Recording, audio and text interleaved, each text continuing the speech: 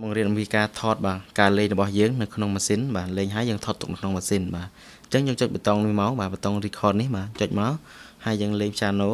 អញ្ចឹងយើងបើក set stand មកដើម្បីលេង piano បានអញ្ចឹងយើងប្រើ record ហើយយើងចុចទៅគឺ record តែម្ដង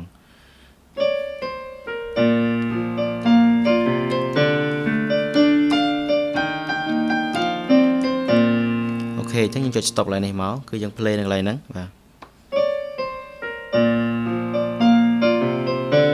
អូខេអញ្ចឹងយើងផ្ដើម record មួយទៀតមានចង្វាក់ហើយនឹងមានសំឡេងអញ្ចឹងយើងទៅឡើងលេខ9អូខេអញ្ចឹង record ដដែលហើយយើងរើសចង្វាក់អូខេខ្ញុំផ្ដើមរើសចង្វាក់ខ្មែរពី294ទៅ set tempo រើសសំឡេងអូខេ record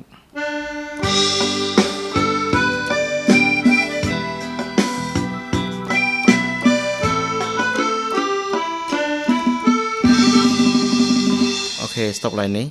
អូខេហើយយើង play ឡើយនេះបាទអញ្ចឹងយើងត្រឡប់មកលេខ8វិញពវល់ថយក្រោយគឺបတ် piano មិញបាទ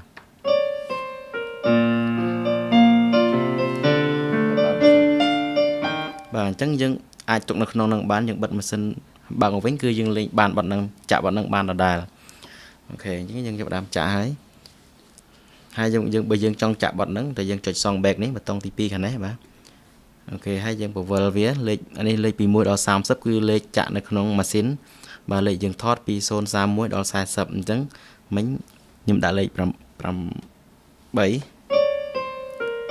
ទនៅដដែលមកលេខ9នៅដដែលអូខេបាទអូខេហើយមួយទៀតខ្ញុំប្រាប់អំពីការចាក់ MIDI បាទបទចម្រៀងបាទយើងចុចនៅក្នុងនឹងដដែលទេប៉ុន្តែយើងពវល់ឡើងលេខមកបាទពី240រហូតទៅដល់បាទលេខរៀងនៅក្នុង USB បាទនេះ USB នៅក្នុងនេះបាទ USB នេះគឺមានបទចម្រៀងយើងចាក់ក្នុងហ្នឹងឧទាហរណ៍ថាខ្ញុំចាក់បទចម្រៀងហ្នឹងគឺចុចនេះមកបាទខាលទៅមុខបន្តិចបា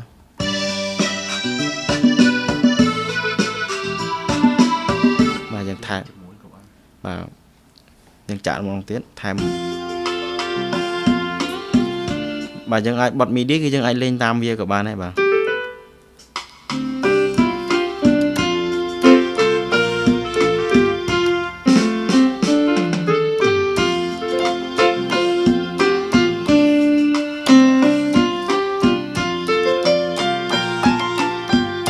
បាទសូមអរគុណបាទសូមជម្រាបលា